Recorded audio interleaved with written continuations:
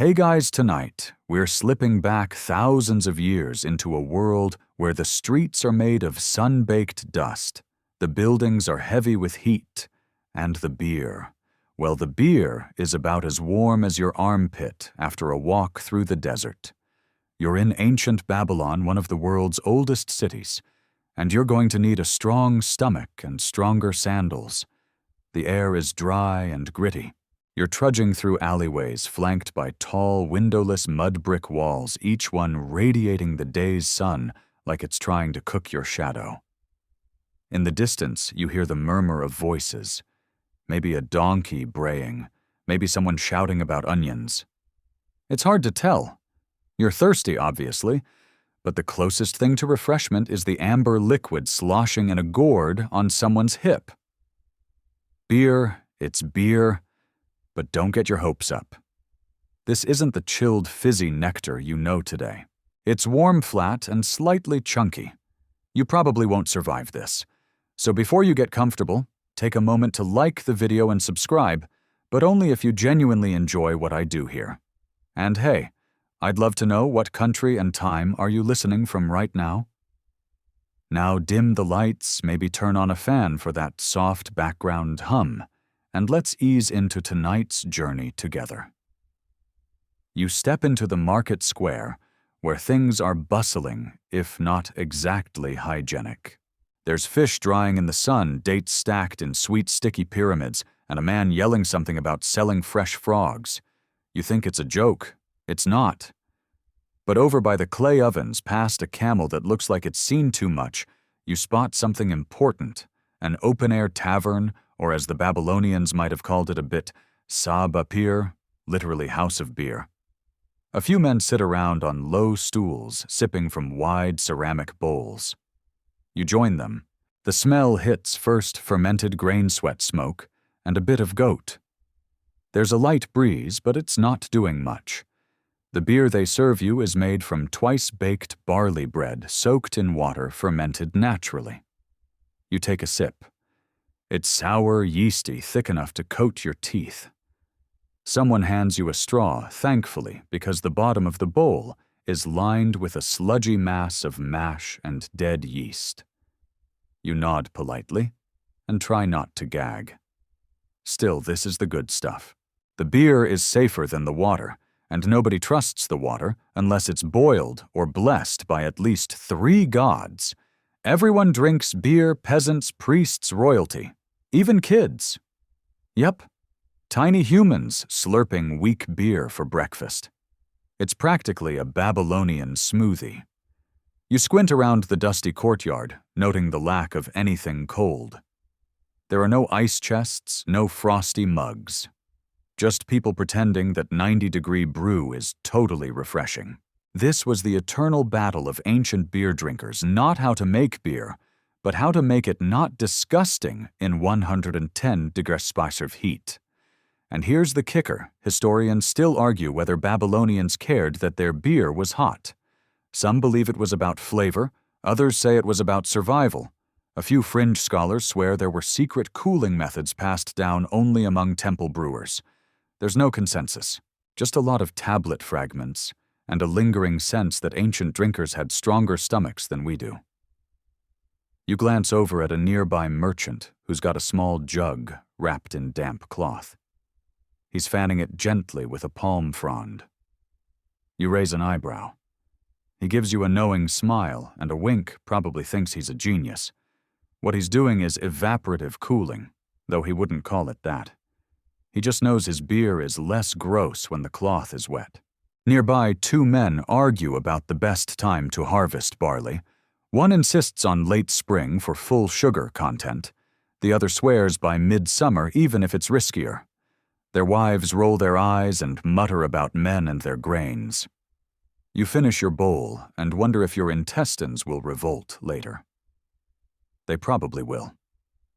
At the city gates, a scribe is chiseling out beer rations onto a tablet for temple workers.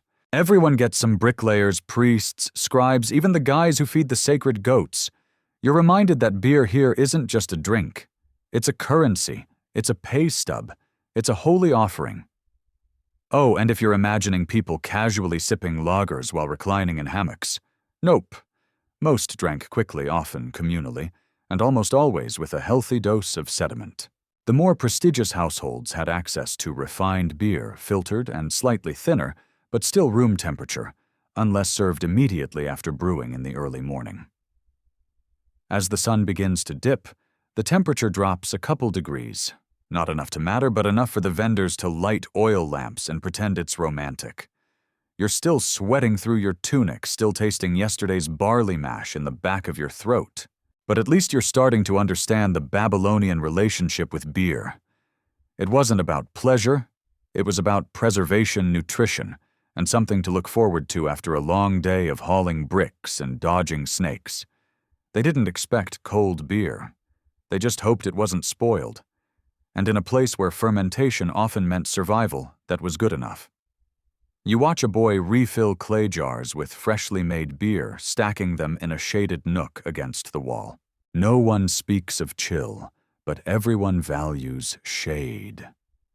In Babylon, shadow is more precious than gold when it comes to keeping beer well drinkable. And tomorrow, if you can stomach it, we'll head deeper into the heart of Babylon's brewing secrets, where women ran the bars, laws governed the foam, and people went to astonishing lengths to avoid warm, sour regret in a bowl. You wake to the soft hiss of sandals on sand, the slow creak of a cartwheel, and the distant gurgle of beer being poured into clay bowls. The sun hasn't fully risen yet, but already the brewing district stirs. You step through a narrow alleyway, where the walls seem to lean in with secrets, and the air holds that thick, barley-sweet smell of fermentation, faintly sour, faintly promising. This is where Babylon's brewmasters live, work, and occasionally curse the weather. And surprisingly, or maybe not, it's mostly women running the show. You duck into a wide courtyard where several women in linen wraps are hard at work. One is elbow-deep in soaked barley, humming something vaguely hymn-like to the gods of agriculture. Another carefully lays out bricks of bapir, that twice-baked barley bread you chewed through last night, now being readied to become beer once again. She catches you watching and smirks. You want the good beer, you watch the woman who watches the grain, she says, without looking up. In ancient Babylon, women weren't just home brewers, they were institutional brewmasters, priestesses of Ninkasi, the goddess of beer. They held the recipes, ran taverns, oversaw temple offerings, and could, depending on their social class, end up quite powerful. You wouldn't mess with a Babylonian alewife. She could drink you under the table, sell you the table, and then curse your crops if you didn't pay up. You watch as a massive clay vat, about the size of a modern jacuzzi, but definitely less fun, is filled with mash. A boy stirs it slowly with a wooden paddle. It's a laborious process. No boiling yet, just a warm soak to activate the sugars. Someone tosses in crushed dates for flavor, and maybe a blessing. Nobody measures. It's all by feel and by ancestors' whispers. You're handed a chunk of bapir. It's hard, grainy, and about as appetizing as a stale dog biscuit. But it's the heart of the beer. These barley bricks are soaked, fermented, and strained into what passes for Babylonian brew. It's surprisingly complex, each batch, a little different depending on the ratio of bread, to water, the type of yeast floating in the air, and whether the brewer sneezed into the vat. Brewers, you notice, aren't just cooks. They're half alchemists, half rain dancers. Brewing in Babylon is a messy, temperamental affair. Heat ruins it, pests invade it, bad omens delay it. One day your beer is deliciously cloudy, the next it's sour enough to strip paint. And still they persist. You sit on a bench made of sun-bleached stone and watch one woman chant softly as she traces a finger in the mash.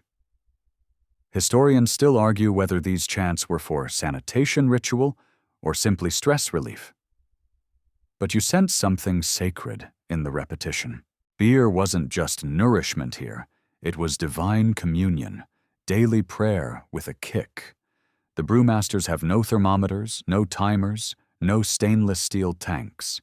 They have instinct muscle memory and cracked tablets of Ninkasi's hymns etched in cuneiform. The most famous one. The hymn to Ninkasi isn't just a poem. It's a beer recipe wrapped in praise. You are the one who handles the dough, who waters the malt on the lofty floor. You hum along, sort of. And here's a fun twist in Babylon: there's no word for yeast. Not because it wasn't there, but because they didn't know what it was. They just knew that leaving mash in a warm place attracted fermentation spirits, sometimes helpful, sometimes disastrous. You wonder how many beers were sacrificed to invisible demons before someone got the proportions right. A scrawny cat slinks past your feet, tail high, then disappears under a brewing vat. You don't think much of it until someone yells. Apparently that was the temple cat, and it just drank sacred beer runoff. There goes someone's offering. The brewers here are part artisans, part magicians. And when something goes wrong, it's never their fault. It's the gods or the season or a curse from the next courtyard over. Brewing is divine work, and divine work always comes with loopholes. You're handed another bowl of beer, this one fresh from the morning batch. It's better. Still thick, still sour, but cool enough from the shaded brewing space to be mildly tolerable. One woman beams proudly, drank before the sun. Less sick, after she says. And yes, even that has historical roots. Brewing and consuming beer in the early morning was common, partly for temperature, partly for ritual, and partly because by midday, everything is hotter, stinkier, and harder to keep from spoiling. Early beer wasn't just breakfast, it was strategic hydration. You ask about refrigeration or anything even close to it. The head brewer laughs like you just asked if they own a lightning bolt. Cold beer, she says. You want snow next? Go marry a mountain goat. Still, you notice clever tricks. Storage pits dug deep into earth, thick clay jars kept in breezy corners, sometimes even slathered in wet cloth. These aren't fridges, but they help. Just enough to take the edge off. The Babylonians didn't expect beer to be cold. They just hoped it wouldn't bubble like a swamp. And yet across this courtyard you feel a deep respect. Every brew is an experiment. Every drink a roll of the cosmic dice. These women aren't just keeping people drunk, they're keeping them alive. Beer, after all, killed bacteria. It was safe, calorific, and gently mind-altering. A miracle in a bowl. As the sun climbs higher, the courtyard starts to clear. People drink, nod, and shuffle off to haul bricks feed goats or record taxes. The brewers scrub vats, refill jars, and prepare for another round tomorrow. Same ritual, same chants, same stubborn hope that maybe, just maybe, this next batch won't taste like a camel's bathwater. You take one last sip, savoring the complexity behind the cloudiness. You've met the brewmasters, now Babylon's finest. And somehow their beer is starting to grow on you. Or maybe your standards are just dropping. You shuffle out of the brewery district, the sun now hanging low but fierce, like it's personally offended by your existence. Your feet carry you past low mud brick homes, past a boy balancing a basket of onions on his head, and into the outer reaches of the city, where fields stretch wide and wild toward the riverbanks. This is barley land, Babylon's breadbasket, and perhaps more importantly, its beer basket. The fields are messy, uneven, dotted with irrigation ditches and wooden shadoufs, primitive water-lifting devices that groan with each labored arc. You squint as a farmer tips his straw hat toward you, knee-deep in swampy soil. He's ankle-deep in something that smells like regret and fertilizer, but his eyes gleam with pride. He's growing beer. Barley here isn't just a crop. It's sacred currency. It's tax payment, temple offering, and future hangover all in one. And planting it in this environment, a calculated gamble against God's weather and whatever mysterious mold decides to crash the fermentation party. The river has flooded recently, leaving the soil black and sticky, ideal for barley, if you don't mind losing a sandal or two every few steps. Farmers chant softly as they plant old Sumerian hymns passed down from a time when humans still believed crops had ears and rain was a bribable entity. You join in without knowing the words. It's mostly humming and trying not to fall. This close to the Euphrates, the air tastes like silt and mystery. The barley is tall golden and already humming with insects. You reach out and run your fingers along the stalks. They're warm. Of course they're warm. Everything here is warm except your enthusiasm. A few paces away, a group of women gather bundles of reeds, singing something rhythmic. One of them stops to wave at you, holding up a fistful of muddy barley. "This batch," she says, "for beer strong enough to make you forget your cousin's debts." You smile politely, unsure if that's a warning or a promise. Barley quality varied wildly. Some years were good, others disastrous. Droughts, floods, pests all played their role. And while most historians agree Babylon had a semi-reliable irrigation system, others argue whether it was truly managed or just haphazardly flooded by divine whim. The records literally carved into stone don't exactly spell out water management procedures. You crouch beside a farmer who's inspecting his crop. He plucks a stalk, chews a kernel thoughtfully, then spits it out. "Too sweet," he mutters. "Gods are flirting again. You don't ask what that means?" You nod solemnly like you understand barley flirting. Back in the city, brewers would pay close attention to which farms supplied their grain. Good barley made good beer, and bad barley made, well, lawsuits, if not revolutions. You remember a tablet someone showed you earlier. It detailed a contract between a brewer and a barley farmer with clauses involving delivery dates, quality guarantees, and curses upon failure. Ancient insurance policies, basically with slightly more divine threats. You sit under a palm tree as a breeze finally rolls in. It's not cold, but it's less hot, and that's enough. You watch a man wade into a canal with a jar slung over his shoulder. He's collecting water for brewing. He says he'll boil it later. You sincerely hope he does. The water looks like it might contain 3 diseases and a forgotten eel. You strike up a conversation with him. He tells you his family's been brewing for 5 generations, ever since my ancestor sold beer to a priest and ended up marrying his daughter. Lucky bastard, he says, eyes twinkling. "Do you ever get cold beer, you ask? Just hoping there's some ancient cooling method you've missed?" He shrugs. "Only when I drop it in the river. Then it's cold for about 5 seconds. Then it's gone." There were rumors, though. Stories of traders bringing down snow or ice from far-off mountains. Historians still argue whether such practices existed this early or were just legends carved into beer-soaked tablets after one too many cups. Some fringe researchers believe elite temples had access to ice-storing pits or magic cooling spells, which, spoiler, probably weren't spells, just deep earth holes. But there's no solid proof. Just faded cuneiform and wishful thinking. You glance at the barley again. The sun is turning the stalks into gold-tipped fire. It's beautiful, sure, but your tunic is sticking to places you didn't know could sweat. Somewhere in the distance, a donkey brays, a hawk circles, and a farmer starts laughing about someone who tried to brew beer with lentils.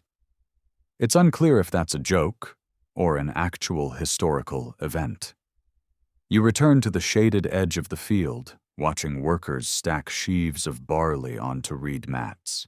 They'll cart them into the city, soon trade them at market, and by next week that grain will be halfway to becoming cloudy beer in someone's sweating clay jug. The cycle is ancient, rhythmic, and eternally sticky. And you realize something quietly profound: Babylonian beer wasn't just made by brewers. It was born in these fields, coaxed from fickle soil, and sung into existence by people who believed every stalk carried a whisper from the gods. You stare at the barley a little longer. It stares back. Eventually, a bell rings faintly from the city, a temple call. or maybe just the dinner signal. Either way, the farmers begin to pack up. Someone waves at you, beckoning you back. Tomorrow those grains will begin their transformation. But tonight, in the barley fields of Babylon, you've learned that the journey to beer begins in mud sweat and whispered prayers. The cooling methods may be lacking, but the devotion, it runs deeper than the canals, older than the city walls.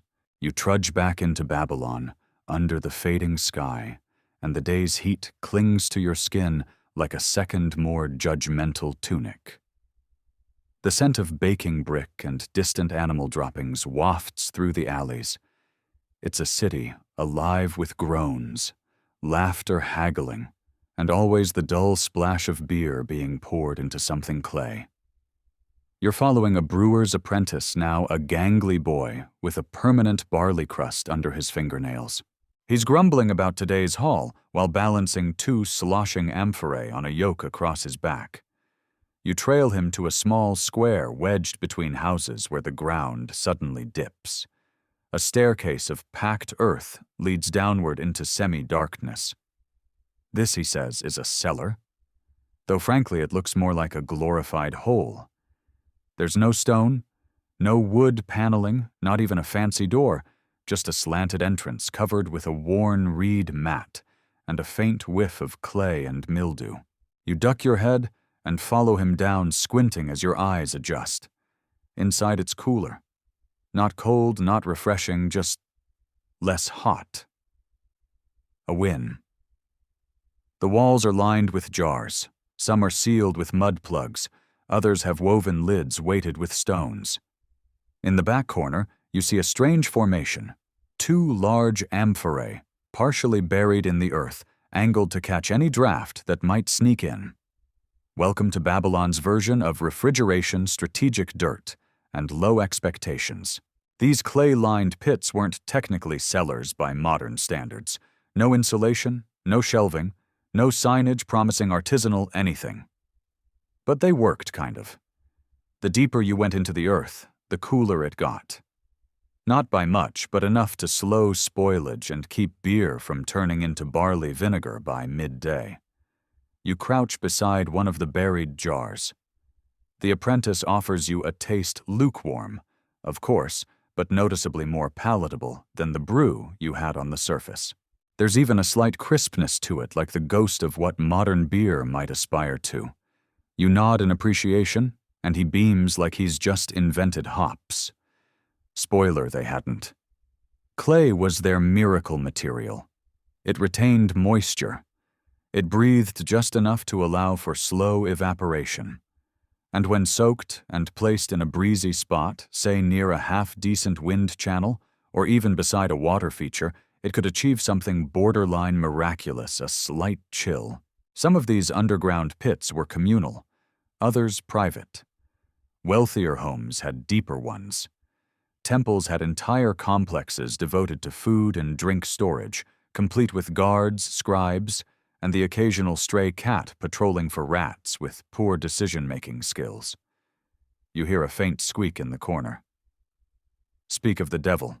You ask the apprentice about scorpions. He nods solemnly. One stung my uncle on the toe last summer. He had visions. Thought he was Enkidu. You take a careful step back from the shadows. Historians still argue whether these storage pits were primarily for cooling fermentation or just hiding things from nosy neighbors. Some texts describe pits lined with straw or woven mats to protect the jars. Others mention ceremonial use beer aged underground for religious festivals offered to gods who presumably preferred their brews with earthy undertones. One tablet even jokes. Yes, jokes that beer stored in earth tastes of the underworld. Scholars debate whether it's satire, a complaint, or marketing copy ahead of its time. You tap one of the jars lightly. It's surprisingly cool, maybe 10 degrees lower than the surface. Not enough to give you goosebumps, but enough to make a long day slightly less miserable. That's Babylonian luxury, right there, beer that doesn't cook your tongue. There's also a trick some brewers used with geography. In parts of the city where elevation dipped natural basins or artificial depressions, they dug deeper pits. And those lucky enough to live near temple walls often enjoyed cooler breezes, funneled down narrow alleys. Some even built half-buried storage rooms against shaded sides of their homes, mimicking a desert lizard's survival instincts. You step back out into the dusk just in time to see two kids racing past with amphorae balanced on a cart. They're laughing barefoot, weaving between goats. One shouts something about beat the sun or drink it sour. It sounds like a motto. It might as well be. You follow them to a communal storage trench, essentially a long, shallow ditch lined with mud brick and covered with reed mats. Inside, dozens of clay jars rest in tidy rows. Families come here early in the morning to retrieve beer made the day before, hopefully still fresh. Some leave offerings, a few figs, a coin, a whispered blessing to ward off spoilage. Others just cross their fingers and hope. You overhear a man mumbling about a curse on his last batch. Turned bitter, he says. Tasted like shoe leather. Another man shrugs. Maybe it was shoe leather. The first man doesn't laugh. There's always a bit of superstition mixed into the science. Cooling beer wasn't just about technique, it was about luck timing, and whether the wind gods were in a generous mood that morning. And if your beer turned foul, well, blame the heat. The jar, the barley or mercury retrograde, whatever made you feel better. Back at your lodging, a modest guest house near the city wall, you find a small jug left by the door. A thank you gift, the owner says. You pop the lid and sniff. It's beer, slightly chilled. Very slightly. But it's evening now, and the pit where it was stored is shaded by a date palm and cooled by the breeze funneled off the outer wall. You sip, and for a moment in the last warm breaths of daylight, you almost taste refreshment. Tomorrow you'll explore more of Babylon's beer hacks. From the science of sweating jars to floating beer downriver, the Babylonians had 1,000 ways to lose their minds trying to outwit the sun. But tonight, in your dimly lit room with its cracked walls and sleeping cats, the beer is tolerable, and that's enough. The next morning you wake to the soft clinking of clay lids and the far-off shuffle of sandals on stone. Babylon doesn't believe in silence, not even at sunrise. Your mouth tastes faintly of barley and dust. So you rinse with warm water. There is no other kind. Stretch and step out into the waking world. Today you're chasing the miracle of mud. You find yourself in a courtyard, surrounded by low buildings, shaded by loosely woven reed canopies that flap lazily in the breeze when there is one. The heat is already hinting at its eventual tyranny, but in this early light, everything still feels possible.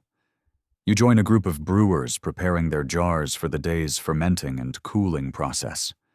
One woman, arms dusted in clay, nods at you and hands over a brush made of bundled reeds. She gestures to a row of tall, narrow-necked jars, standing like sentinels along the shaded wall. Each one is coated in a fresh layer of mud. Not just any mud, this is carefully mixed, hand-patted, whisper a prayer while you work mud. The outer coating is a vital step in one of the Babylonians' most effective hacks for cooling beer, evaporative cooling. You dip your hand into the bucket and smear a stripe across one jar. The mud is gritty and damp, its smell faintly sweet with decay and promise. Once applied, the jars are set in breezy locations, preferably out of direct sun, but in the path of wind. As the moisture in the mud slowly evaporates, it pulls heat away from the jar's surface. The inside of the vessel miraculously becomes cooler. Not cold, never cold, but noticeably less warm. And in Babylon, less warm might as well be a technological breakthrough. You crouch beside the brewers and help coat another jar. They hum softly as they work, part rhythm, part tradition, maybe part prayer to Ninkasi. You ask how often they reapply the mud. Twice a day, one mutters without looking up. More if it's jealous weather. You think she means hot and spiteful. The use of evaporative cooling wasn't unique to Babylon. It's a method that would later be seen across desert cultures from ancient Egypt to modern-day nomads. But in this sweltering land of barley and bricks, it was especially beloved, because it was one of the only things that worked. The trick, of course, was balance. Too much mud and you clogged the jar's pores.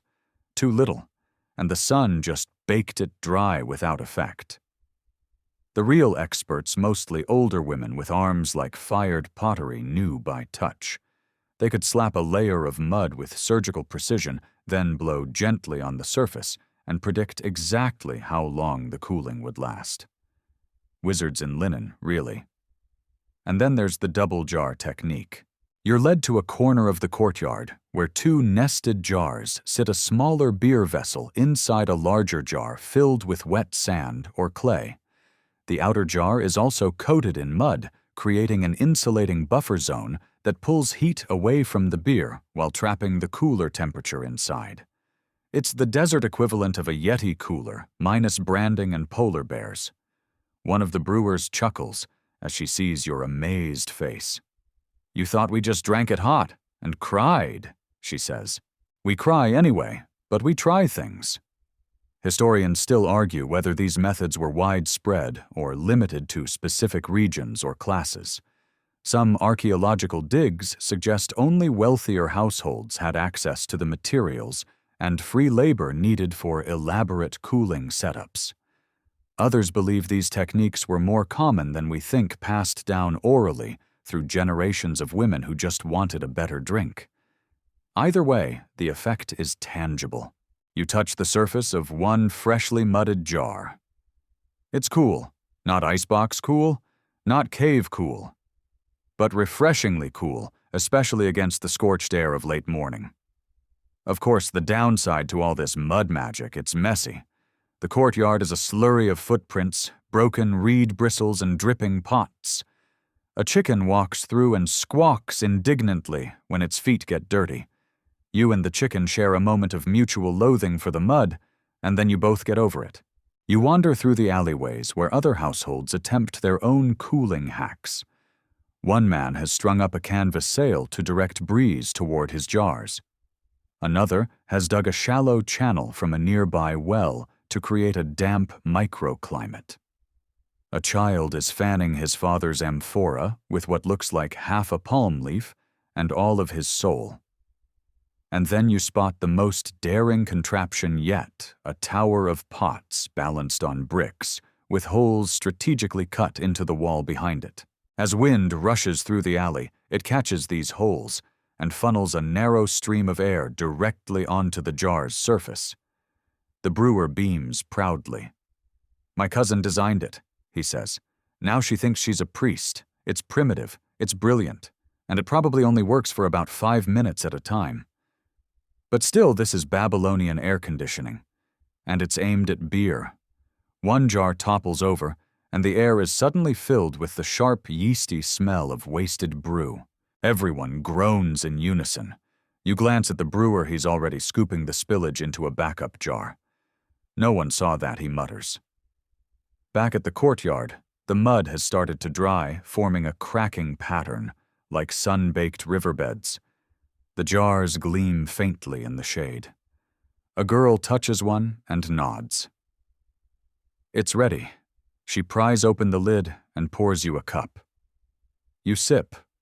It's coolish, complex, earthy, and bitter in a way that's almost sophisticated. The flavors are more defined than yesterday's bowl. Less swampy, more thoughtful. You take another sip. And in that moment you understand why they went to all this effort. The mud, the breeze funnels, the morning chants, all of it. Not for luxury, but for dignity. For the joy of almost outwitting the desert. For a drink that just for a heartbeat felt like comfort. You lean back against the wall, the clay still warm from last night's heat, and smile. You're dirty tired and slightly buzzed, but you've helped make Babylon's version of a miracle. By midday, Babylon begins to simmer like a stew pot with no lid. The air grows heavier, the clay streets bake from beneath, and even the shade starts to feel like a personal betrayal. You drape a damp cloth over your head, a trick you've seen locals use, and set off once more, this time to explore what might be the city's most precious resource after barley wind. You arrive at a small home built along the edge of one of Babylon's many back-alley breezeways. These are no accident. The city's architects, though that word might be generous, understood how wind moved. Narrow alleyways were cut between buildings not just for access, but to catch desert gusts and funnel them into homes. And as it turns out, onto beer jars. You step inside a courtyard shaded with mats woven from date palm fronds. Jars sit strategically in the shadows, each one wrapped in wet cloth and set beside the open side of the wall where the air moves more freely. Not fast, not forceful, but enough, just enough. You perch on a low bench as an old man waves you over. He's already sweating through his robe, but seems utterly unbothered. He gestures toward a line of jars wrapped in what looks like damp wool. "Morning cloth, evening beer," he says. "If the gods agree." This is another cooling trick, simple, elegant, and fully dependent on wind. Wet cloth creates a surface where evaporation draws heat away. Wind increases that effect, and if the placement is right, even Babylonian midday can't ruin a batch too quickly. You sip a small bowl handed to you. The beer has sat here since dawn, swaddled like an infant, and caressed by dry air. It's not cold, but the edge is gone. It's mellow, almost floral, and your tongue doesn't instinctively recoil. The old man nods, seeing your approval. "This is how my grandfather did it. Before him, my great-grandmother. Before her, who knows? Maybe the wind itself?" You ask how people kept beer during still days when the air refused to move, and even shadows sweated. He grimaces. We drink it fast. One of his daughters fans the jars gently. Another keeps the cloth damp with ladles of well water. It's a dance, a humble domestic ballet, performed every day to coax just a bit of relief out of an unforgiving world. Historians still argue whether this was a widespread method or a luxury only wealthier households could afford. Some believe this low-tech evaporative cooling was found in nearly every home with access to cloth and time. Others suspect that only more privileged families had the spatial layout and resources to properly align jars with wind paths. And let's not forget the wind towers. You're led by a neighbor to another compound where an early version of windcatcher architecture stands primitive, yes, but functional. An open vertical shaft rises from the rooftop and leads down into a central chamber. As the wind flows over the top, it's pulled downward, passing directly over a small cluster of beer vessels. It's as if someone in 1800 BCE said, "Why not build a straw that breathes?" and then did. You step into the chamber. Cool air hits your face, a mere whisper, but enough to lift the hair on your arms. The beer here has clearly benefited. It smells cleaner, less fermented, more refined. You raise a bowl and drink. It's smoother, lighter, almost crisp. A boy offers you a broken reed fan. If the wind sleeps, he says, we wake it. You both laugh, but he's not joking. You move on, weaving through dusty alleys where people try variations of the same idea. One man has jars strung in a net, hanging just slightly off the ground to catch crosswinds. Another has built a circular brick barrier that curves wind into his courtyard like a reverse toilet bowl. You don't question the science, it's cooler in there. And then there's the roof strategy. You climb a ladder to the top of a flat-roofed home where half a dozen jars sit clustered near the parapet. Up here it's windier, more exposure, more chance of relief, but also more sun. The trick, you're told, is timing. Expose early shade, midday drink by sunset. The beer up here is hit or miss. One jar is pleasantly drinkable. The other tastes like it lost a bet. Babylonians didn't just wait for wind, they curated it. They knew their homes knew where the air moved, and knew where to put what when. Cooling beer wasn't a luxury. It was a ritual, a system, a daily puzzle solved with mud-cloth patience and an almost romantic relationship with the breeze. You pause at a small shrine tucked between buildings. A humble statue of Enlil, the god of wind, stands with open arms. Someone's left a bowl of beer at its base. It's warm, maybe too warm. But the gesture's clear. Even the gods, it seems, preferred their drinks with a side of draft. As you descend back into the alleys, the day reaches peak heat. Sweat rolls down your back. Your sandals make wet squeaks with each step, but you know where to go.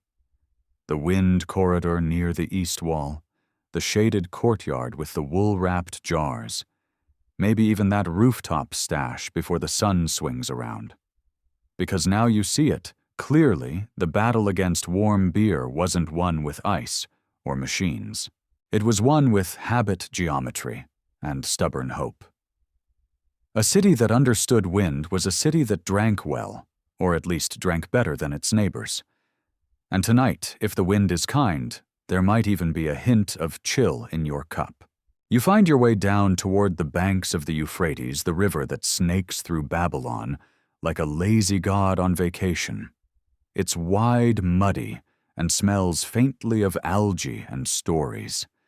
And this morning it is absolutely swarming with activity fishers tugging nets, children splashing knee-deep, and a surprising number of men ferrying clay jars on rafts like they're escorting royalty.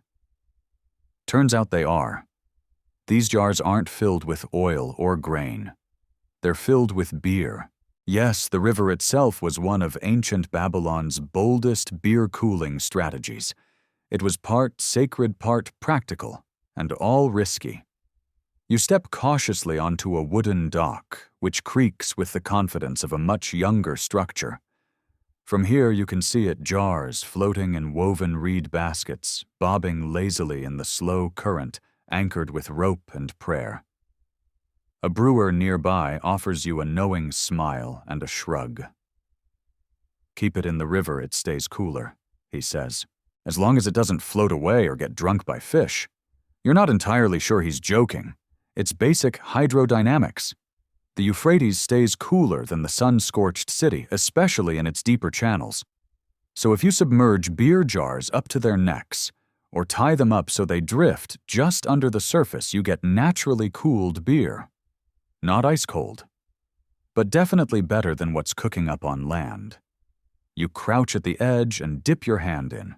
The water is murky, but noticeably cooler than the air. A jar bobs gently nearby, and you touch its side. Cool. Cooler than the rooftop trick. Cooler than the mud jars. You're impressed. Of course, the downside to this river-borne brilliance is, well, everything else. It's not exactly secure. Jars have been known to break loose and drift downstream. Curious animals, including the occasional beer-loving goat, might interfere. Children sometimes think the jars are toys. And one brewer swears he lost a whole batch to a crocodile. Historians still argue whether crocodiles were native to Babylonian waterways or just part of the brewer's excuse. You hitch a ride with a group of beer-toting men, balancing on a papyrus raft. They're guiding several clay amphorae tied together with braided reeds. As they drift gently downstream, they ladle water over the tops of the jars. "We keep the necks wet, too," one says. Evaporation helps from above, water cools from below. You raise an eyebrow. They might not know the science, but they've clearly mastered the technique. Further down, you reach a riverbank, where larger-scale brewers are setting up a kind of floating cellar. It's genius in a wild, why hasn't this fallen apart kind of way. A wooden frame is lashed together and anchored in place with heavy stone jars. Within it, dozens of beer containers rest in slings, half submerged, gently rocking with the current. One brewer sits cross-legged on the floating platform, munching a fig and humming to himself. "This batch is for the temple," he says. "Priests want it cooled. Gods don't like warm beer." He winks, then spits the fig seed into the river. Or maybe the gods just like floating things. Babylon's priests had standards sometimes impossibly high. Temple beer offerings weren't always the same as what the average mud hut dweller drank. These batches were brewed with extra care, filtered more thoroughly flavored with date syrup or spices, and if the gods were lucky, served just a bit cooler. River storage helped with that. The floating platforms, though genius, were a pain to maintain.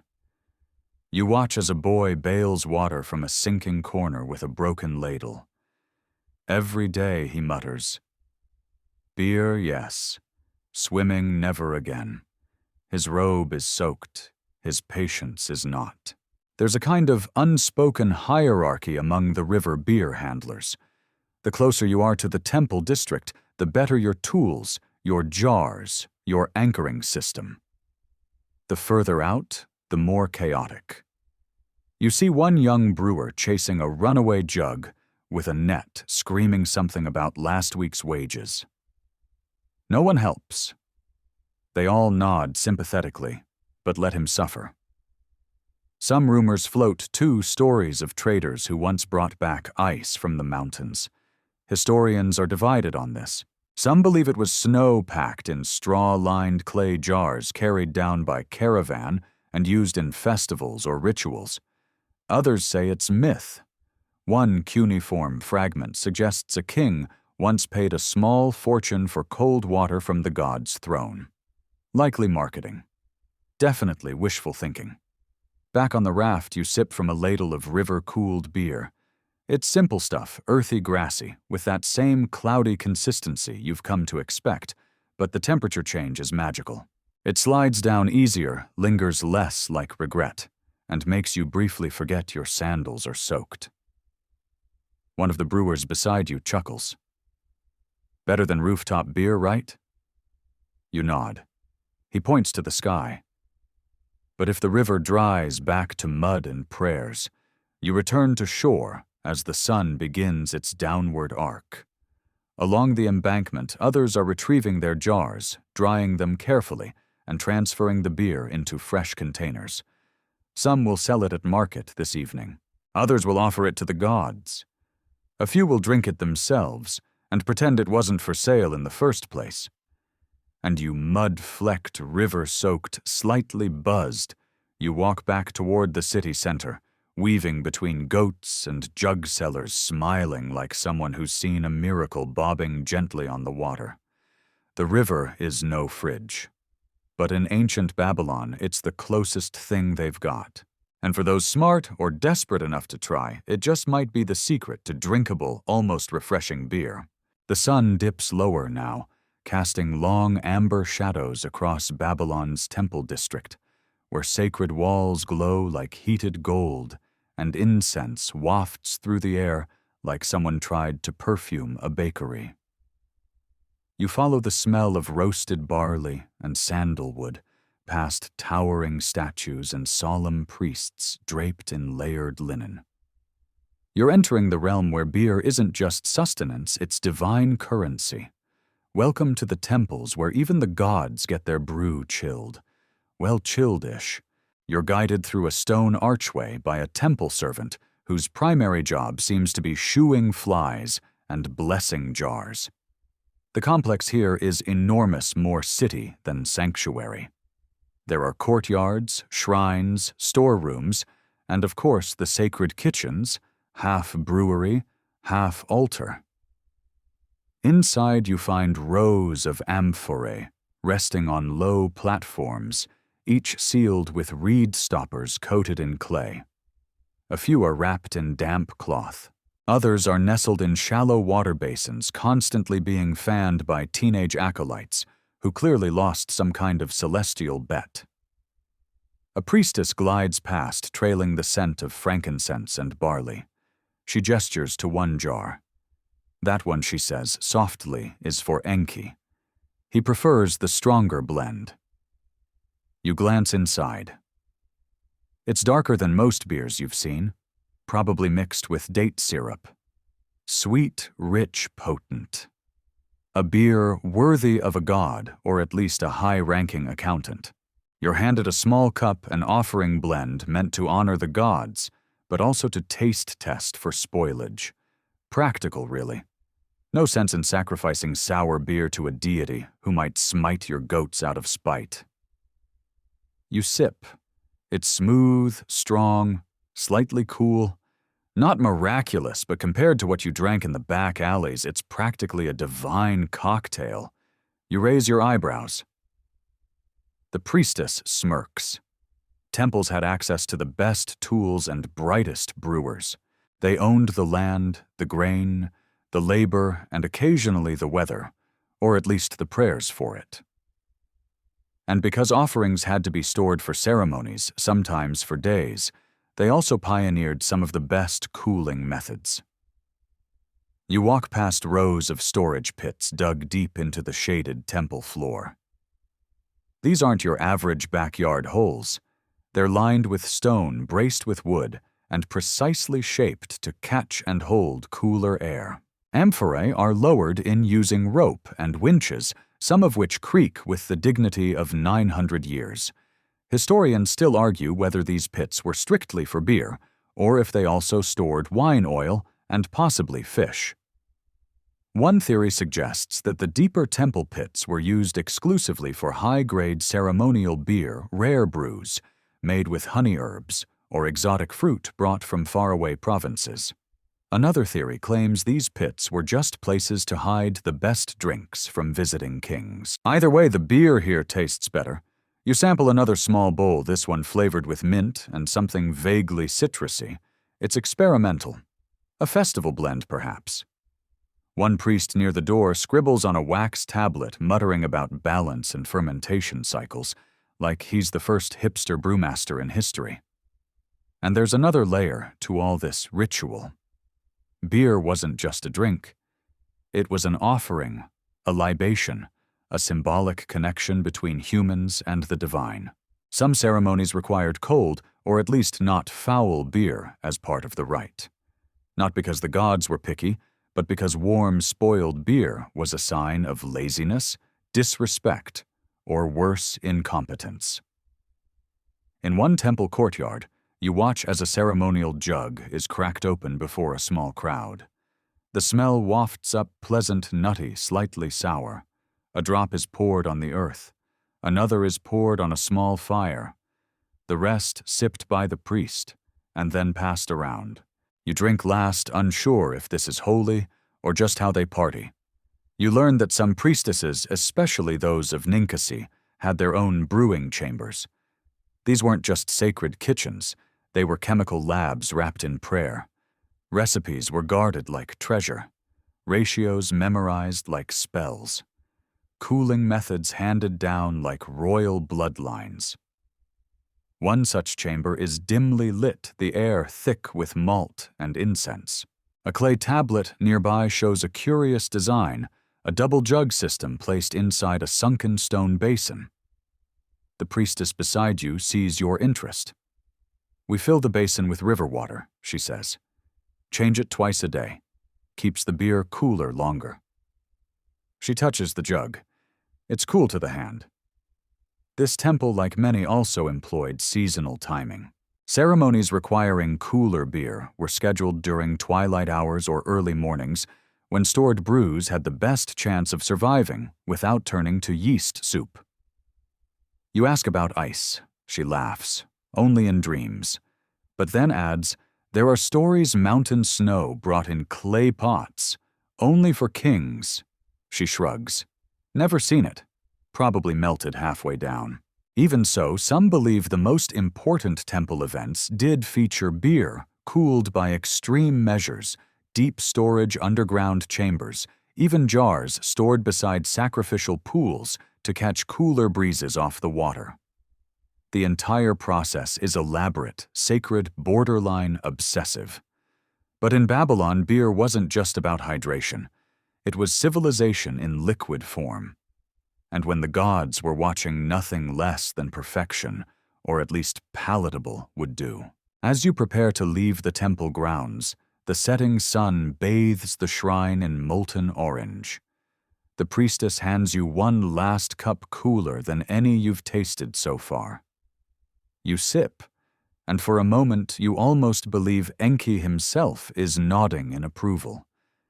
You step back into the street, light-headed, slightly reverent, and deeply aware that Babylon's gods had better beer than most of its citizens. But maybe that was the point. Up next, you'll duck into a tavern where the rules are a little looser, the clients a little louder, and the beer, well, that's where things get interesting. The sun finally begins its descent behind Babylon's jagged skyline, ziggurats, temple towers, and stubborn palm trees now casting shadows that don't immediately offend your skin. The air cools slightly, just enough to be survivable, just enough for people to gather. And where do they gather? At the tavern, of course. You follow a stream of laughter drumbeats and the gentle clatter of ceramic bowls to a wide, open-walled structure near the marketplace. Its roof is thatched, its benches uneven, and its mood unmistakably Babylonian equal parts, rowdy sacred and half-fermented. This is a bit Sab-Bapir, a beer house. And tonight it belongs to a woman named Kubaba. She sees you instantly. New face, she calls from behind a cracked clay counter. First bowl's warm, second one's warmer. You in, you nod. Not that you have a choice. The smell of roasting chickpeas, smoked fish, and beer-soaked floor rushes your senses. You step in, and the atmosphere hits like a wet linen slap, loud, sweaty, and deeply communal. Kubaba is more than a tavern keeper. She's a local legend, part priestess, part entrepreneur, part enforcer. Her reputation travels farther than some caravans. And in Babylon, that's saying something. You've heard whispers she was once a temple brewer. You've also heard she once chased out a tax collector with a boiling ladle. Neither rumor seems unlikely. Women like Kubaba ran many of Babylon's beer houses. And they weren't just pouring drinks. They were landowners, employers, accountants, and sometimes spies. Babylonian law acknowledged them, taxed them, and occasionally feared them. Their establishments were equal parts social hub and scandal factory. You sit at a low table with a view of the street. The crowd is a mix, laborers, scribes, traveling merchants, maybe a soldier or two. Everyone's got a clay bowl in hand. Most have beer foam in their beards. Some are already arguing about barley prices or the relative attractiveness of various gods. Your bowl arrives. It's warm, like a broth. But after 8 hours under the sun, it's still the best thing you've tasted today. Kubaba leans over, your table eyes narrowed. You're not spitting it out. That's promising? She moves on. Behind her, an assistant, likely her daughter, is tending to a few jars nestled in a pit just below the bar's rear wall. It's shaded and damp, the jars half buried and wrapped in cloth. You recognize the method evaporative cooling with a twist of attitude. Kubaba has clearly upgraded her cooling game. You ask about it, and she shrugs. Priestess trick. Keeps the daytime batch from turning into goat water. In a corner of the tavern, a man plays a double reed flute, while another bangs a shallow drum. The rhythms are old, pre-flood old. You sip slowly, watching people lean in and out of stories, share bowls, shout across tables, laugh until they wheeze. The beer lubricates everything, even the arguments. Kubaba's beer is different from the temple brew. It's stronger, unfiltered, thick, with grainy heft. There's a floating bit of something likely bapir crumbs, or a wayward lentil. You sip again. It's oddly comforting, like chewing nostalgia. She joins you briefly, handing you a bowl of roasted dates. First-time visitors always squint at the chunks, she says. Give it 3 days. You'll crave them. You ask how she keeps the beer cool in summer. She sighs. Three things: mud, wind, and lies. I tell them it's colder than it is, and by the third bowl they believe me. She's not wrong. But there's more to it. Her setup is smarter than it looks. She has a narrow ventilation shaft built into the tavern's rear wall, lined with clay, and designed to draw breeze directly across the jars. It's angled, subtle, efficient. "Architect owed me," she says, smiling like a jackal. Historians still debate the level of engineering sophistication in public taverns like this. Some argue that beer houses were crude, low-budget affairs. Others point to recent finds evidence of purpose-built drainage clay, cooling trenches, even inscriptions hinting at standard temperature checks. The truth? Probably somewhere between innovation and improvisation. You notice a group of travelers sipping from long straws, communal bowls, probably from a batch fermented just this morning. You ask about it. Kubaba explains, "That's the thin brew. We save it for long talkers and weak livers." You laugh. She doesn't. You also hear stories about brewing competitions, informal, wild, and taken far too seriously. Brewers would parade their best creations to taverns like Kubaba's, inviting anyone to judge. Losers shamed, winners glorified, sometimes offered jobs on the spot. The tavern was a test lab, a courtroom, a community bulletin board, all fermented in a clay pot. The night stretches. You try a second bowl. It's warmer, as promised. But it tastes richer now. You've adapted, or surrendered. Either way, the beer hits differently. A man nearby slams his bowl down and declares that Ninurta once drank 12 bowls in one sitting. A woman across the table scoffs, and then tripped into a well. The room erupts with laughter. This isn't just about getting drunk. This is social glue, cultural currency. The tavern isn't a side feature of Babylon. It is Babylon in distilled form. Here, gossip is gospel. Politics are played out in murmurs. Marriages begin, end, and sometimes restart over a shared brew. Kubaba refills your bowl one last time. "Don't say I didn't warn you," she mutters. Third one always tells the truth. And as you lean back, clay bowl in hand, cheeks, flushed ears filled with laughter, and the occasional brawl, you realize this tavern, this woman, this hot, strange, beautiful mess of a beer. It's the warm, fermenting heart of the ancient world. You drink deep. You wake up. Sort of. You're still in Babylon. Still sticky, still dusty, still somewhere between a beer nap and spiritual awakening. The tavern is quieter now. Just a few early risers, a stray dog sniffing under tables, and Kubaba's apprentice rinsing clay bowls with a resigned look of someone who's seen too many barley accidents. But your next destination isn't another brew pit or temple pantry. No, this morning you're heading into the shadow of something a bit darker, the law, and if you thought the Babylonians were casual about their beer. Think again. You arrive at a broad plaza where scribes are already unrolling clay tablets, and townsfolk argue over everything from irrigation rights to lost chickens. At the far end stands a stone monument, tall, imposing, and covered with cuneiform so dense it looks like someone tried to carve a dictionary using a chicken's foot. This is the Code of Hammurabi, and it has opinions, especially about beer. You sit near a judge's platform as a case is called.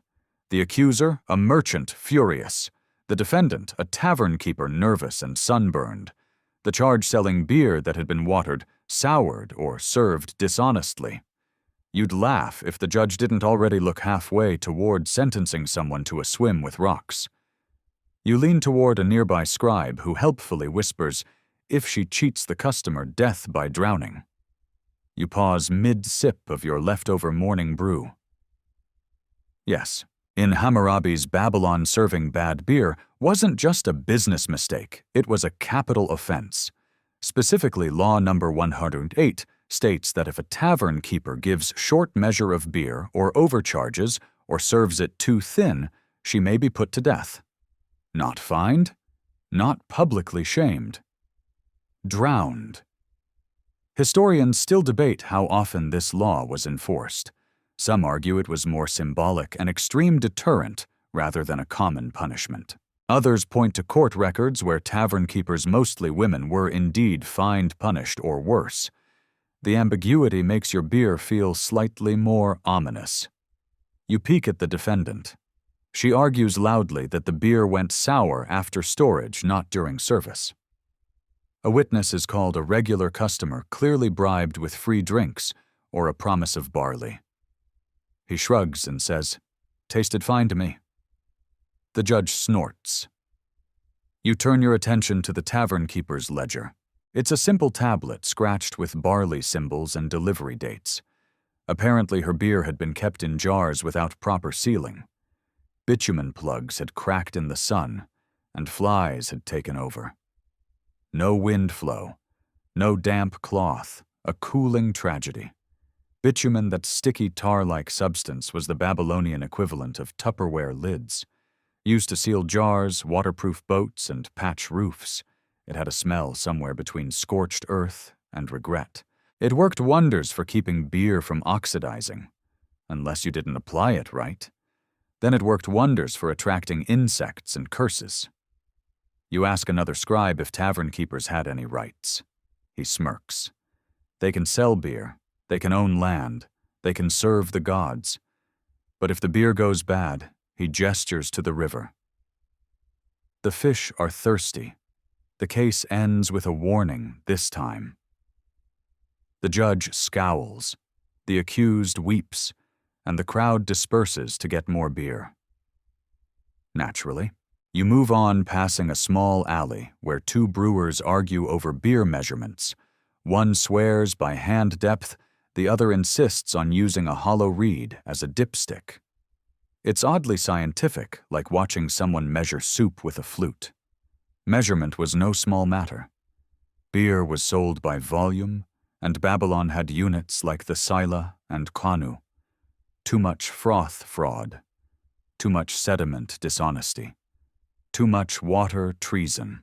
And this brings you to Babylon's beer police, not a formal force, but a network of scribes officials and nosy neighbors who kept taverns in check. Complaints could be lodged, prices checked, quality evaluated by someone with no palate, but very strong opinions. You stop by another tavern just opening for midday trade. The owner proudly shows you her certification tablet, proof she pays her taxes, follows regulations, and has never, so she swears, served bad beer. You sip her sample. It's good, sharp, properly fermented. Still warm, of course, but that's your new normal. She shows you her bitumen-sealed jars stored in a sunken floor compartment. She wipes them obsessively, checks the plugs for cracks. "One spoiled jar," she says, "and I lose my name." She taps her forehead. "And maybe my life." The law didn't just apply to bad beer, or sonis. If a tavern became a place where conspiracies were hatched against the state, the temple, or your particularly unpopular neighbor, the owner could be held liable. Imagine your local pub being held accountable for someone else's bad poetry and sedition. Babylon wasn't messing around. Even price control was codified. Beer had to be sold at a fixed rate based on type strength and availability. Overcharge a soldier jail, undercharge a priest curse, let a goat into the tavern. No law against that, actually, but it was strongly discouraged. Still, enforcement was selective. In some parts of the city, especially the poorer wards' tavern keepers got away with more. The rules, like the beer, often depended on who you knew and how many goats they owned.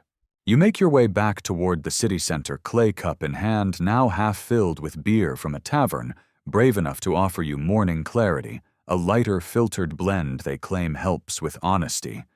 You're not convinced. But as you sip, you reflect. Beer was law. Beer was economy. Beer was sacred. But beer was also dangerous, not just because it could get you drunk, but because it could get you drowned. Brewing wasn't just a trade. It was a legal tightrope walked with a ladle in one hand and a death penalty clause in the other. And you'll never look at a warm pint quite the same way again. The smell hits you before you turn the corner. Sharp earthy with a tang of something ancient and sticky. It's bitumen. The Babylonian answer to, how do we keep things from leaking, rotting, or evaporating into the sun? If you've never encountered bitumen before, imagine hot tar mixed with burnt tree sap and desperation. And now imagine sealing your favorite beverage with it. Welcome to the bitumen bottling zone. You arrive at a workshop near the southern edge of the city, where a handful of workers are huddled around what looks like a cauldron of darkness. Heated over coals, the bitumen bubbles faintly releasing tendrils of oily smoke that cling to your tunic like uninvited opinions. One man stirs it slowly with a reed stick. Another dips a plug of cloth-wrapped cork into the goo and lets it cool on a flat stone. The sealed jars nearby are lined up like soldiers awaiting judgment. These are beer storage vessels destined for long transport across the city, maybe even upriver to distant towns. The bitumen plugs are their only defense against heat leaks, and the microscopic chaos of fermentation gone rogue. You crouch beside a young assistant who's checking each plug by tapping it with a bone pick. If it cracks, it's no good, he says. Beer gets air turns sour. Then I get yelled at. Or replaced. You nod solemnly, as if you too have been scolded over fermentation failures. Babylonian brewers didn't bottle beer in the modern sense. No glass, no caps, no fizzy labels with horses on them. But they did seal jars with remarkable care, especially if the beer needed to survive for more than a day or two. Bitumen was messy slow to work with and slightly toxic smelling, but it worked. The science, though they wouldn't have called it that, is pretty solid. A properly sealed bitumen cap kept oxygen out, carbonation in, if any, formed, and most bugs at bay. It also discouraged casual sampling since removing a bitumen plug was a commitment. You either had to chip it off or stab it until it gave up. One brewer nearby demonstrates. He grips a narrow amphora, taps the bitumen plug with a smooth stone, and pries it open with a bronze knife. It takes effort. When the seal finally breaks, a satisfying pop echoes into the warm air. Inside the beer is coolish and aromatic. You're offered a taste. It's thicker than the tavern brew, sweeter too, maybe date-enhanced. It has a depth of flavor, almost a smoky note, likely from the storage process. You nod appreciatively. The brewer smiles like a proud parent. And it turns out this isn't just any brew, it's one of the export batches, packed tight, sealed carefully, and readied for a merchant convoy heading north. Each jar is tagged with a clay seal. The brewers mark the batch date and the intended destination. You ask how long the beer can stay drinkable in this state. One old worker scratches his beard. 3 days if we're lucky, he says. 5 if the wind helps. 7 if the gods are bored and feel generous. Historians still debate whether Babylonian beer was intended to age at all. Most evidence suggests it was meant to be consumed fresh within days of brewing. But trade tablets indicate beer was sometimes shipped to temples or festivals in neighboring cities, implying at least some attempts at longer storage. Bitumen-sealed jars, deep cooling pits, and shady transport routes made that possible, if only barely. You overhear 2 brewers debating whether the type of clay used in jars affected flavor. One swears by southern clay, less salty. The other insists riverbank clay keeps the bite. They both seem slightly drunk and equally passionate. You decide not to wade into that argument. One thing is clear, sealing beer was as much an art as brewing it. Too much bitumen, and the flavor turned bitter. Too little and spoilage was inevitable. And once opened, you'd better drink fast or share. There were no resealable tops in 1750 BCE. You watch a merchant test a shipment. He sniffs a jar, frowns, nods. Then he scribbles something on a clay tablet, quantity, quality, destination. He murmurs to the brewer, "This one for sipper. The temple there pays for sweet." The brewer grins. "Tell them we added prayers. Bitumen was used beyond just beer, of course. For waterproofing boats, mending pottery, embalming. Basically everything that needed to last more than a week. But when it came to beer, it was essential. Especially in a place where the sun turned most liquids into regret within hours. You linger as the sun rises higher, the bitumen softening again in the heat. Workers move quickly to finish sealing before midday. Once it gets too hot, the material becomes too runny, too messy to handle. Timing again is everything. You take one last look at a jar sealed tight, its neck blackened with resin, its body still warm from the curing process. It looks solid, serious, like it knows it's not meant for casual sipping in a back alley. This beer has purpose, direction, maybe even destiny. As you walk away, a child accidentally knocks over a newly sealed amphora. It wobbles, rolls, and miraculously stops before cracking. The crowd lets out a collective sigh. The brewer yells something unprintable in Sumerian. You smile. Because here in Babylon, even the tiniest failure in beer preservation could spell disaster. But when it worked, you got something close to magic barley yeast and human ingenuity, all sealed up in a sun-baked jar of optimism. And a little bit of tar. You wander through the merchant quarter now, where the streets are tighter, the accents thicker, and the promises louder. Everywhere people are bartering dates, wool amulets, onions. And in between the stalls, scattered like rumors, are men telling tall tales, with the casual confidence of those who know no one will fact-check them. You stop at one such gathering, a loose circle of listeners surrounding a sunburnt trader perched on an upturned crate. He's gesturing wildly with a half-empty jar and declaring, "I once drank beer chilled with snow from the Zagros Mountains." The crowd laughs. A few cheer. One man spits out his drink. You raise an eyebrow. Snow in Babylon. That, my friend, is a very specific flex. He sees you watching and winks. It was cold, not cool, not less warm. Cold. You know what that's like, he says. Your bones remember it. You don't answer because your bones mostly remember sunburn and sweaty tunics. Still, the tale piques your interest. You ask around. Other merchants mention the same idea, beer cooled by mountain snow or ice transported from far-off lands. Wrapped in straw, packed in clay, carried in caravans. Some say the snow was used only for temple rituals. Others swear they saw a king sip wine over chipped ice while his soldiers fanned him with peacock feathers. Historians remain divided on this. Some say there's no strong archaeological evidence for an organized cold storage trade in this period. Others point to fragments, poetic references to the breath of the mountain served at noble feasts, or records of unusual caravan cargo in cuneiform. A few outliers claim ice pits existed in Assyria or Persia, and that Babylon borrowed the idea. None agree, but none completely dismiss it either, because the Babylonians, for all their practicality, loved a good luxury, especially when it doubled as bragging rights. You pass a wine cellar who swears he once touched a lump of real ice. He describes it like it was a sacred relic, smooth like river stone, cold like moonlight. He whispers, eyes wide. We placed it in a bowl and watched the steam rise. The beer hissed like a cat. You ask what happened next. It melted, he says.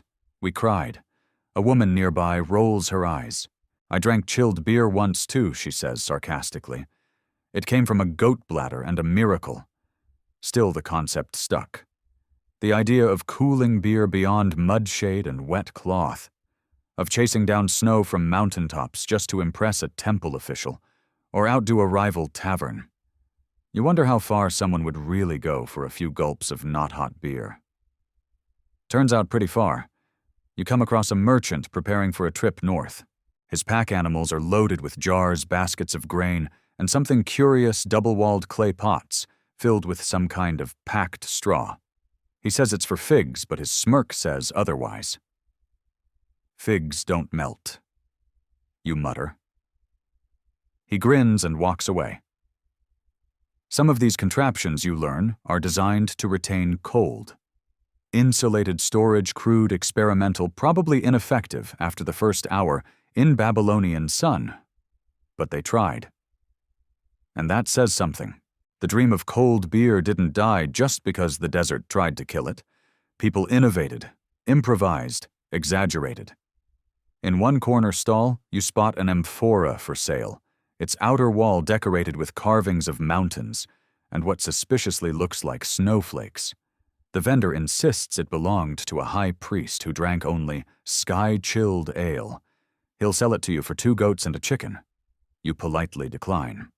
Further along, a young boy fans a beer jar with a palm frond. Cool like the mountains, he chants clearly, having heard someone else say it. His father laughs and flicks water at the jar. Mountains don't help us, boy. Wind does. But he keeps the fan going. You ask a brewer if he's ever tasted beer chilled with snow. He chuckles. No, but I've tasted beer so good I believed it was. He pats your shoulder. That's almost the same. What you're discovering is that half of beer cooling in Babylon wasn't engineering, it was aspiration. The idea that somewhere someone was drinking something colder than you. And maybe if you tried hard enough, lied cleverly enough, or bribed the right caravan driver, you could too. Stories persisted. They were part of the beer itself. You sit with an old merchant near the city gate. He tells you of a time he shared a bowl of beer cooled by ice packed in sheep's wool. We got it from the mountains. Took 10 days. Most of it melted, he admits. But that first sip worth every blister. Did it taste better, you ask? He shrugs. It tasted like ambition. And mud. By now you've heard a dozen variations on the theme snow traded like gold ice hidden in temple vaults, kings who ordered mountain expeditions just for cold drinks. Are they true? Are they beer-soaked myths? Historians still argue. But in a city where jars sweat and priests chant over clay pots, belief counts for something too. You end the evening at a small tavern by the river. A group of young brewers share a jar of beer they've wrapped in multiple layers of cloth and buried in wet sand all day. One lad proudly proclaims, "It's the coldest in Babylon."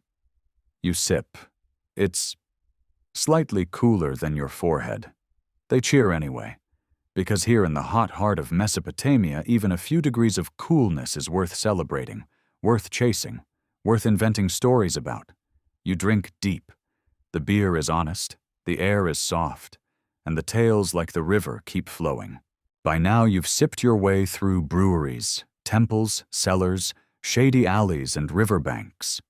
You've tasted beer that was sour, sweet, thick, smoky, mildly chilled, and once possibly alive. But tonight, as the city settles into its nightly hum, you find yourself in a quieter corner of Babylon, a temple school. Here behind thick walls and flickering oil lamps, scribes are arguing. Not about politics, not about war. No, they're locked in a heated debate over something far more Babylonian, whether beer is a food, a drink, or something entirely in between. You slink into a shadowed corner and listen. A middle-aged scribe thumps his stylus on the table. Beer is bread that floats, he declares. It feeds and fills. It is food. The younger scribe across from him scoffs.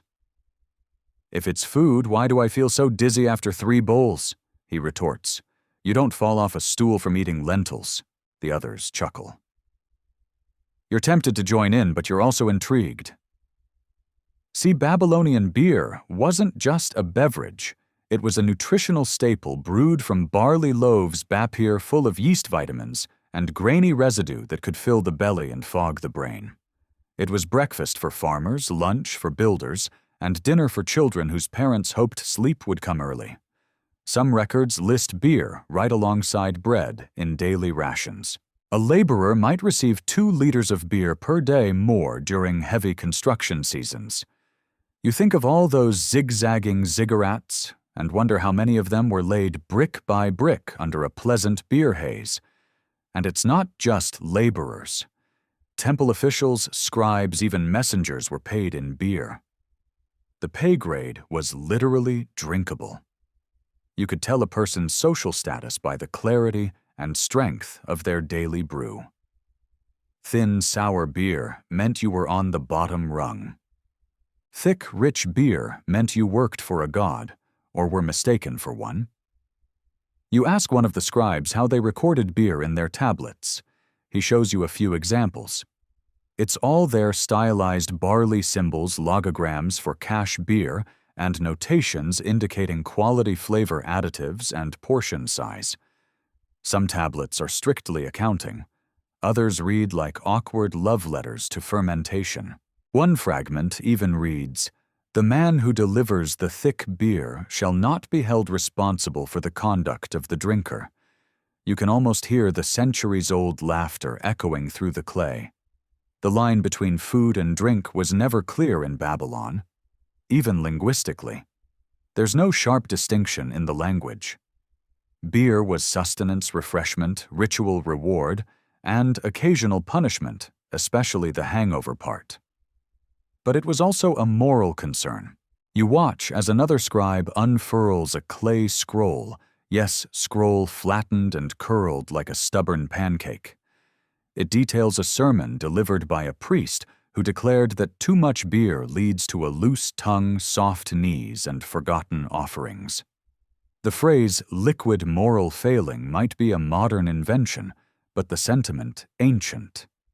Yet not all agreed.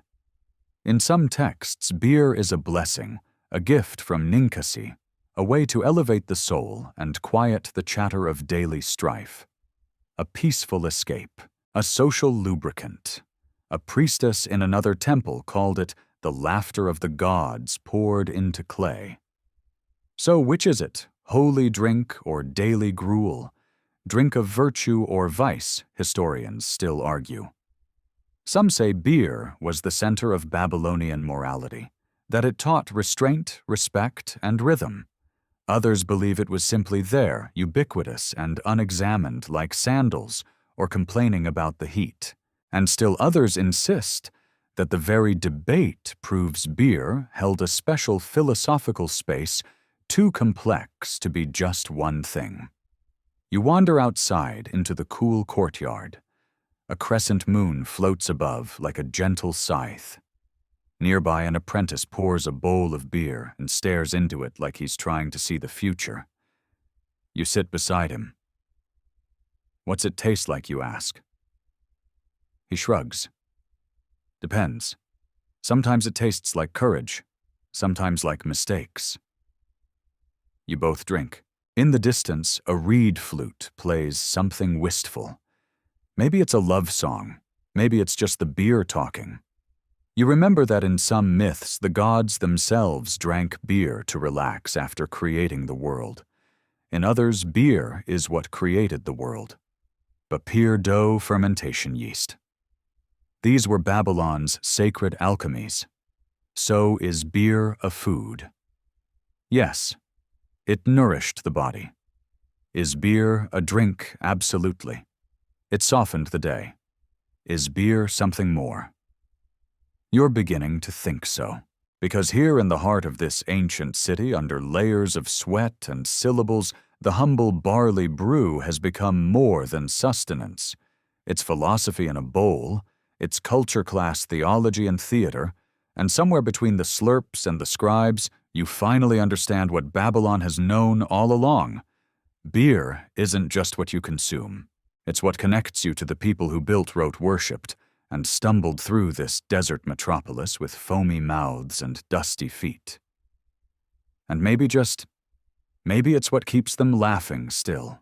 You wander eastward, away from the scribal school's soft lamplight, until the city's bustle fades, and you're standing before the palace walls' massive mud-brick monoliths that glow embers red in the last rays of the sun. This is where Babylon's most privileged sip their beer, the royal ale rations. And tonight you've been summoned to witness how kings and courtiers get paid in liquid gold. A guard in gleaming bronze sandals opens the gate for you. Apparently your occasional blog comments on beer cooling hacks have earned you some clout. You step into a courtyard of polished stones where servants carry trays of clay bowls, brimming with pale, fizzy beer. It's fizzy you blink. In the palace, they've somehow coaxed a bit of sparkle into their brews. A fringe theory suggests they added pomegranate juice or crushed hibiscus petals to trap bubbles. Historians still argue whether it was deliberate carbonation or just an unintended byproduct of secondary fermentation. You're led past mosaic floors depicting epic battles and stylized palm trees, each tile set flush so water and beer spill can be cleaned quickly. A chamber opens into a grand hall lined with clay jar alcoves. Each niche is labeled in gilded cuneiform: General Nabu Shuma Ishkun 4, Silla Daily Chief Scribe Enigaldi, 3.5 Silla Before Dawn, Royal Cat Whisperer, Simbat 2 Silla plus Ear Rub.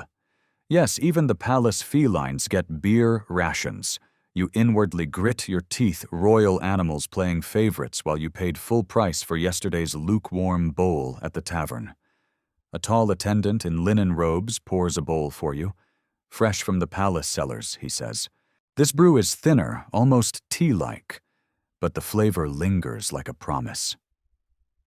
You take a sip and feel something shift, an ephemeral elegance you've never experienced in a river-chilled mug. It's served at room temperature, though the palace's finest earth cellar likely keeps it around 70.5 and that by Babylonian standards counts as cool. You notice large amphorae lined up beside a low ramp. These are the Royal Reserve's special batches brewed by palace artisans. They're flavored with dates, figs, and even a dash of frankincense. One jar bears the mark of Princess Adad Gupi, who supposedly oversaw its fermentation. A slightly mad rumor claims she added a sliver of meteorite for celestial energy. Scholars still argue whether that meteorite was real or just tiny shards of ceramic from a busted storage jar. An aide approaches to refill your bowl. You ask about the rations, who gets how much and why. She explains that palace workers were paid in beer as part of a complex economic system: grain-to-ale conversions, government granaries, and state-run breweries, all synchronized to ensure everyone stayed tipsy enough to work without revolting. The king's top officials received richer beer with more Bapir solids. Lower-level functionaries got lighter brews. And yes, underpaid scribes sometimes covertly mixed their rations with water before counting, risking that dreaded Code of Hammurabi penalty you witnessed yesterday. Liquidity in currency and in beer was a fragile balance. At the end of the hall, you find the beer treasurer's office, a low-ceilinged room where a harried official rubs barley husks between his fingers, counting cuneiform tokens. A line of palace workers waits with empty bowls. The treasurer stamps each ration tablet with the royal seal size and hands over the bowls. You catch a glimpse of his ledger, August 14th month of harvest. 120 rations for laborers, 50 for craftsmen, 25 for palace guards. Deficit 3 silla. He mumbles about drought and argues under his breath that the palace's new cooling towers were a waste of mud. This special mention of cooling towers piques your curiosity. You ask the treasurer about them. He rolls his eyes. They're just mud brick pillars with vents, really. They draw air down over water trays. They cost a fortune to build and maintain. Historians still argue whether they actually lowered cellar temperatures or simply looked impressive for visiting emissaries. You nod, pretending to grasp the engineering nuance, but mostly you're thinking about those feline beer privileges.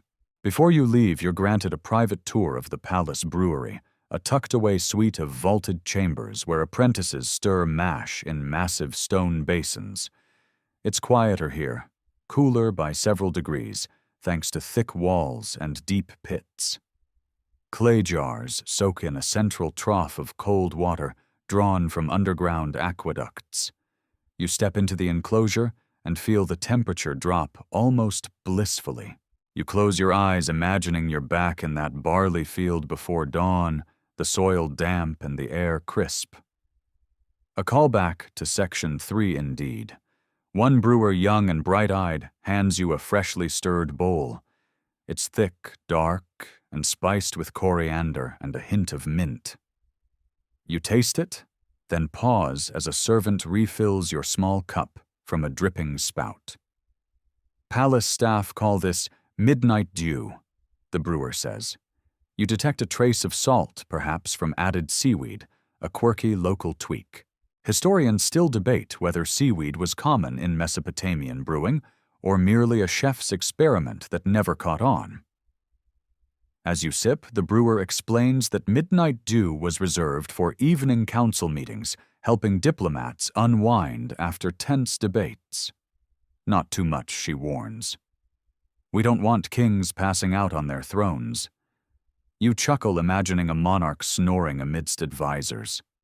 A light joke, but also you suspect someone's reality. The brewer adds that the palace's beer cellars are stocked in rotation, newest batches at front, older at back.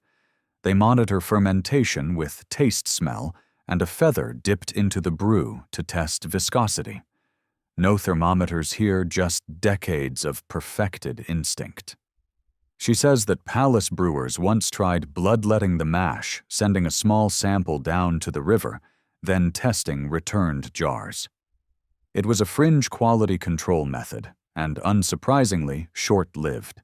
Historians still argue whether river trials were a real practice or a brewing myth used to scare apprentices. You finish your bowl and give a small bow to the brewer, who nods respectfully. You exit the brewery, stepping back into the golden courtyard under a sky now deep indigo. Palace walls give way to city alleys, and the distant drum of a tavern reminds you where you truly began this journey. Before you reach the street, someone hands you a final bowl, just a taste of the royal reserve. You hold it up to the moonlight, the beer glowing faintly, almost celestial. You sip. It's velvety layered, and for the first time since arriving, genuinely cool. Not just less warm, but a hint of crispness, like a breeze off distant mountains, or a whispered promise of winter. And as you step back into the more modest lanes of Babylon, bowl in hand, you realize how beer in this city runs on everything mud and wind, river and temple, law and legend, now crowned by royalty's own subtle sophistication. The warmth of the day is fading. Soon the final secrets of Babylon's beer will be yours. You walk slowly now. Not because your legs are tired, though they are, and not because you've consumed enough ancient barley brew to take down a ziggurat goat, though that's also true. No, you walk slowly because you're leaving the palace behind, stepping into the winding alleys of the quieter quarter, the places where Babylon finally exhales. Evening has settled over the city like a silken canopy. Torches flicker against the clay walls, casting jittery shadows that dance in rhythm with the wind. You pass a row of mud brick homes, their rooftops dotted with jars. Not just any jars, but the kind we've been chasing since the beginning. They're wrapped in cloth, tucked into corners, perched on damp straw beds, each one a tiny engineering miracle. Or at least a very determined attempt. This is the quiet genius of Babylon ordinary people doing extraordinary things with clay pots and cooling tricks. You duck into a familiar courtyard, one you visited days ago. A woman is kneeling beside a double jug setup, one jar nestled inside another, the space between packed with wet sand. She's fanning it gently, humming a soft tune you recognize from the barley fields. You kneel beside her. "It's for my husband," she says. "Comes back from hauling bricks all day. Wants his beer to not bite him in the throat." She smiles. "I try. You touch the outer jar. It's cooler than your hand. You peek inside. The beer is thick, frothy with a faint golden sheen. You take a sip. It's not palace level, but it's good, honest, slightly cool, which by now feels like a miracle. She shows you her full setup jars buried halfway into the ground, shaded by woven mats draped in wet linen soaked with water from a trickle channel beside the wall. If the wind visits, she says the beer sings. You look around. Other households are doing the same. Not just for taste, but for pride, for comfort, for the quiet battle against the sun. One neighbor has rigged a clay chimney into his storage alcove. Another has set up a mirrored surface to reflect heat away from the jars. An idea I stole from temple priests, he admits with a grin. You nod. Innovation borrows. Tradition perfects. Even in the poorest corners, the effort to cool beer continues, children fanning elders, adjusting cloths, someone always watching the jars like they're newborns. This isn't about indulgence. It's about dignity, about crafting a better ending to the day. Historians still argue whether these grassroots techniques were widespread or rare, whether they made a measurable difference or were mostly symbolic. But here tonight, as you walk through a city that pulses with quiet purpose, you no longer care what the debates say. You've tasted the effort. You've seen the labor. You've watched mud and linen and breath become something approaching refreshment. And that's enough. You climb one final staircase to a rooftop, looking out over the lantern-lit sprawl of Babylon. The air is gentle now. You sit. You pour the last of your beer into a small bowl. It's cooled from sitting in your clay flask wrapped in your damp headscarf, tucked against your hip like a secret. You sip. And it's good. Not because it's the coldest, but because it carries every echo of every moment barley fields, singing brewers, sweating jars, river floats, whispering wind tunnels, temples humming with spice and law, and the quiet, steady insistence of a people who lived in a furnace, but still dreamed of snow. You raise the bowl. To Babylon, and to all the clever, muddy, fan-waving, jar-sealing souls who said, "The beer will be better today. I'll make sure of it." The city is quiet now. Even the torches seem to burn more softly, their flickers slower, less insistent. The clay walls that held so much heat during the day now release it gently, like a sigh. Somewhere nearby, someone laughs a low, sleepy chuckle, and then it fades into silence. You're lying back now, the stars overhead drifting slowly, lazily, as if they too have had a bowl or two of barley brew. Your breath has slowed. Your muscles are loose. And that curious hum, the one that's followed you from field to temple to riverbank, is gone now. Only the breeze remains. You feel it brush your face, teasing the memory of clay and wet cloth, of shadowed storage pits and cracked amphorae.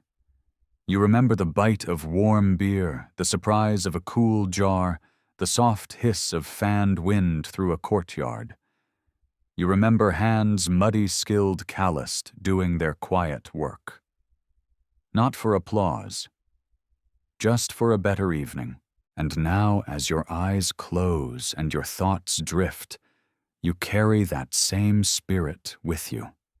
The idea that comfort doesn't have to be perfect, that effort is its own reward, that even in a place where the sun never sleeps, people found ways to make the heat a little less cruel. Let that thought carry you now down through the alleys of dreams, past reed canopies, and song-filled cellars floating gently like a beer jar in the Euphrates cool and content. You're safe. You're still. And the story has done its work. Sleep now, traveler. Babylon will still be here when you wake.